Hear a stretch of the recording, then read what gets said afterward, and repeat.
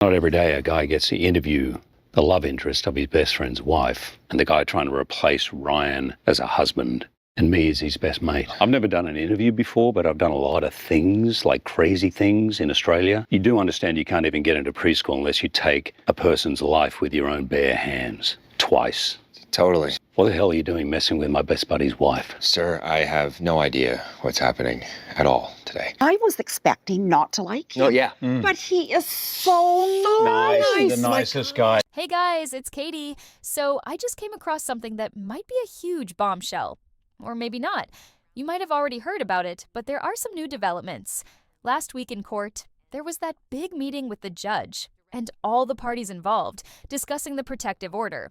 Blake Lively's attorney, along with PR teams, really pushed the idea that third parties needed protection. It all came down to their celebrity friends. Lively's attorney actually admitted that in their request for discovery from Baldoni and Wayfair, they listed over 24 names, high-profile figures, essentially famous celebrity friends they had worked with or spoken to, believing they had relevant information about everything that happened. Blake's team was reportedly terrified that involving these people could put their careers at risk, so they were pushing for a protective order. But that's not even what this video is about. There's now a new report from the Daily Mail claiming that Hugh Jackman is being pulled into this dispute. And honestly, that shouldn't surprise anyone because Hugh was part of the cross-promotion for Deadpool and Wolverine as well as It Ends With Us. He even interviewed Brandon, who played Atlas in the film, which was honestly pretty awkward. If you've actually watched the movie, you'd know that Atlas was falsely portrayed as the love interest. In reality, he and Blake's character were just friends. There was no romantic relationship between them in the film. They didn't kiss. They didn't have any intimate scenes at all. The most they ever did was hug. It wasn't even a real love triangle. Atlas was just an old boyfriend from her high school years. An important character, sure, but not her main love interest. That role actually belonged to Justin Baldoni. So when I saw the promotional clip calling Atlas the love interest, I was like, wait, what? This is so weird. Then Hugh Jackman showed up on the red carpet, actively helping promote It Ends With Us, which now makes more sense given the latest news. According to a new Daily Mail article, Hugh is expected to be deposed and might even have to turn over Discovery materials. I'll get into that in a second, but I want to mention something. Whenever I'm looking into cases like this, I try to make sure I'm not getting too caught up in conspiracies or becoming biased. It's important to stay focused and not jump to conclusions, right? I don't want to assume Justin is innocent without considering all sides. So, as I was going through everything, I found the amended complaint.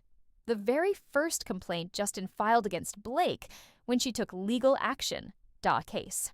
Gracefully, Jones reportedly lashed out, creating even more chaos. She allegedly began making wild accusations, claiming that Jen and Justin had conspired against her. Out of spite, she handed over all of her so-called evidence to Blake, simply because she was angry at both Jen and Justin. According to the complaint, after Wayfair decided to sever ties with Stephanie Jones, the reasoning behind it was clear. The document states that once Jen Abel left Jones' works, Wayfair followed suit. The decision wasn't about Abel trying to steal clients or some pre-planned scheme to remove Jones' works from the equation. It was simply a matter of trust. Wayfair and Bond had full confidence in Abel, and wherever she went, they were willing to follow. On the other hand, Jones was reportedly a liability, described in the complaint as a walking disaster due to her self-centered nature, lack of loyalty, and overall defiance. It also mentions that her behavior had already been causing major issues. Rather than handling the situation professionally, she allegedly went on the attack, making dramatic claims and fueling even more tension. Stephanie didn't handle the split well. Instead of moving on professionally, she started making legal threats, insisting that Wayfair was breaching their contract. She also demanded a huge payout for work she allegedly hadn't done, claiming she had done an outstanding job. But by then, Wayfair and Belden had already made up their minds. There was no going back. What really seemed to set Stephanie off was when they hired Melissa Nathan for Crisis PR. Stephanie saw Melissa as a direct competitor, and in her mind, hiring. An outside firm was a huge betrayal. She insisted that Jones Works could have handled the Crisis PR in-house, so she couldn't understand why they would go elsewhere. Feeling shut out, Stephanie began sending letters trying to get them to reconsider. In a letter dated August 21st, Stephanie wrote to Justin, Wayfair, Tara, and the team, expressing how much they meant to her. She apologized for missing their text, explaining she was in a location where she couldn't make calls. She mentioned that Matthew Mitchell, one of her senior VPs, had spoken with them and reassured her nothing was urgent. It was just about a book adaptation announcement. Interestingly, she referenced placing it on the heels of IEW, which hinted at possible plans for a sequel.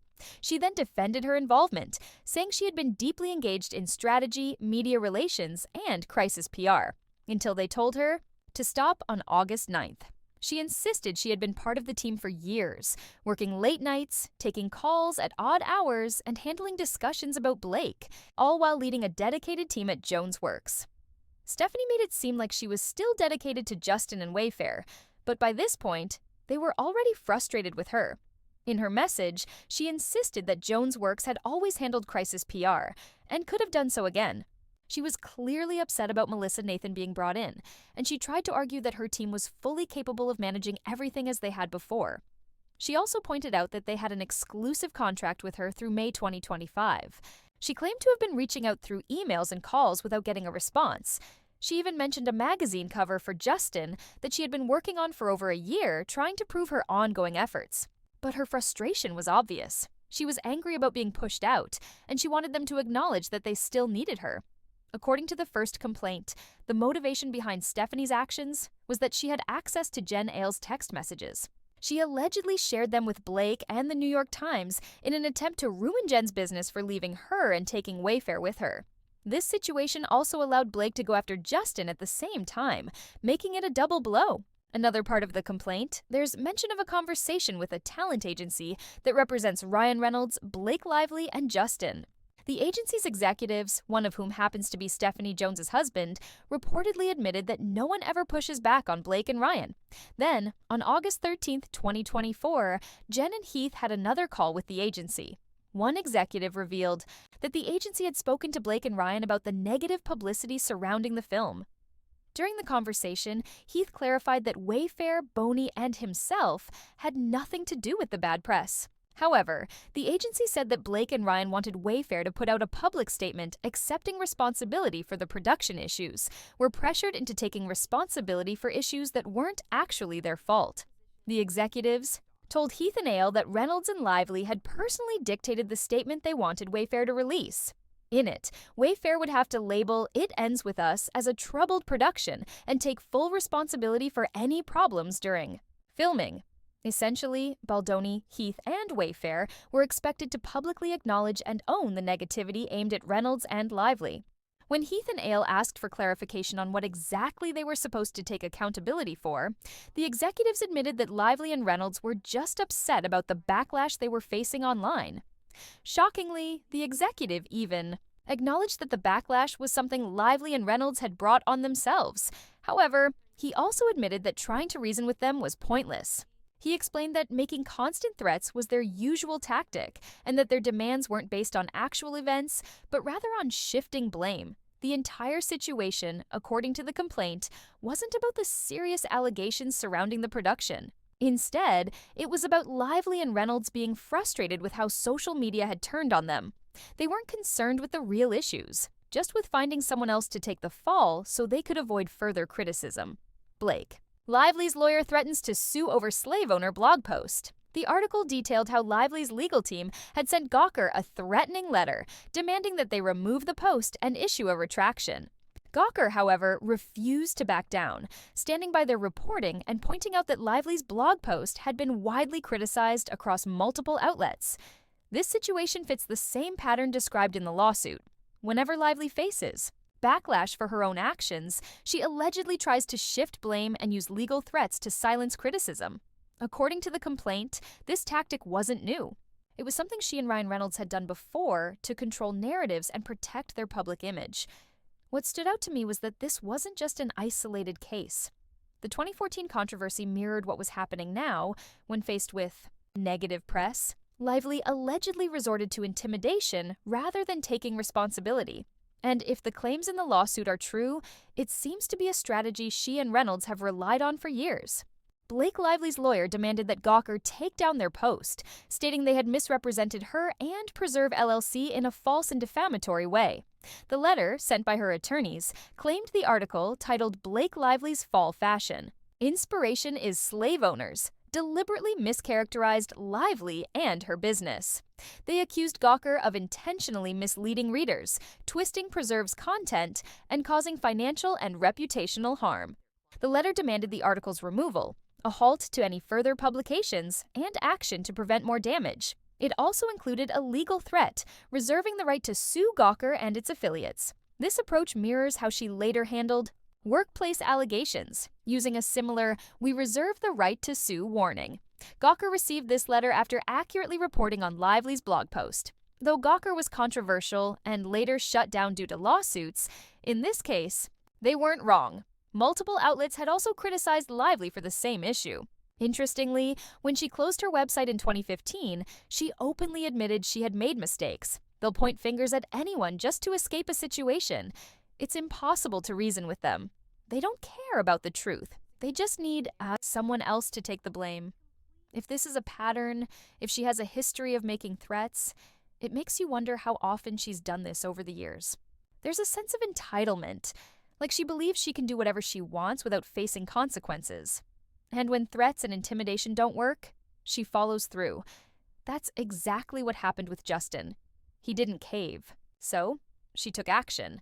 It makes you wonder how many others she's blamed for things, how many people she's threatened with lawsuits just to silence them.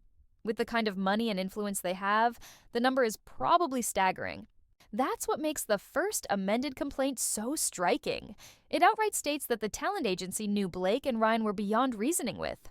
The sexual harassment allegations weren't even the real issue. It was never about that. The problem was the backlash they were facing.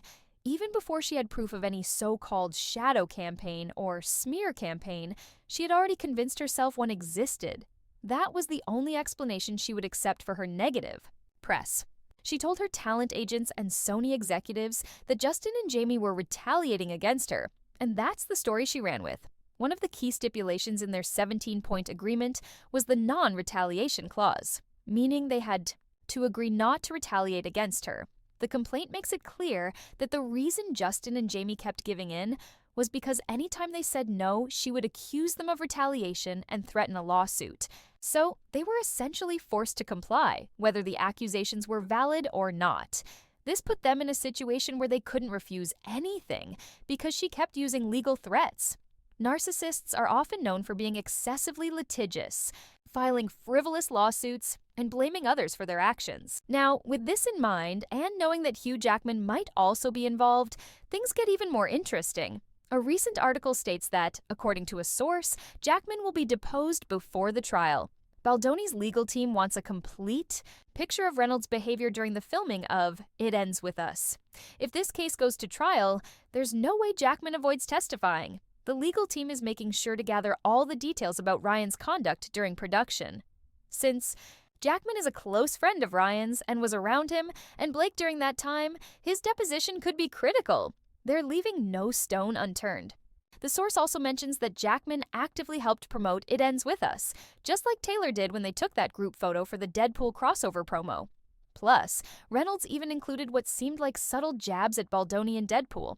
And Wolverine. It's highly unlikely Jackman didn't know about this. He even attended the It Ends With Us premiere in New York, showing his public support. Hugh Jackman attended the It Ends With Us premiere in New York alongside Ryan Reynolds, but when asked for comment, he stayed silent. Since he was on set during the Nice pool filming and also helped promote It Ends With Us, his involvement raises questions. It's strange if you think about it. The jokes made during those promos were completely tone-deaf. The film is about domestic violence, yet they were joking about killing the love interest of Ryan's best friend's wife. In the same clip, Ryan even made a comment about Brandon's butt, asking how he gets it to look so good. The entire promo was bizarre, so Hugh might have to speak up too. This ties back to yesterday's discussion. Ryan is trying to distance himself, but there's no way he can escape this. Right now, Blake has multiple projects in the works, and Ryan's career is still moving forward, but the real impact of this lawsuit won't be clear until later. Everything releasing now was filmed before the lawsuit, so the real question is, what happens a year from now? Will Blake still get hired? Will Will Ryan continue landing roles? Blake has a Simple Favor 2 coming and is narrating a National Geographic documentary on penguins. But beyond that, what's next? The true impact on their careers will only become clear over time. Ryan won't walk away from this unaffected, no matter how much he tries to separate himself. Now, with Hugh and Taylor set to be deposed, Ryan and Blake are panicking about their friends being dragged into this. But the irony is, they involved their friends in the first place. Hugh might just be an innocent bystander, or he could be deeply involved. It's impossible to know until the depositions happen. The same goes for Taylor. Right now, being friends with Blake and Ryan is risky because anyone close to them could be pulled into this. In fact, they could even depose Paul Feig from A Simple Favor, or Anna Kendrick if they wanted to. At this point, anyone connected to them is fair game. What do you think about this legal threat? It seems like there's a pattern of using intimidation to avoid taking responsibility for their mistakes and deflecting well-deserved backlash. That's just my take. Let me know yours in the comments. Don't forget to give this video a thumbs up, subscribe if you haven't already, and hit the bell so you never miss an update. Thanks for watching!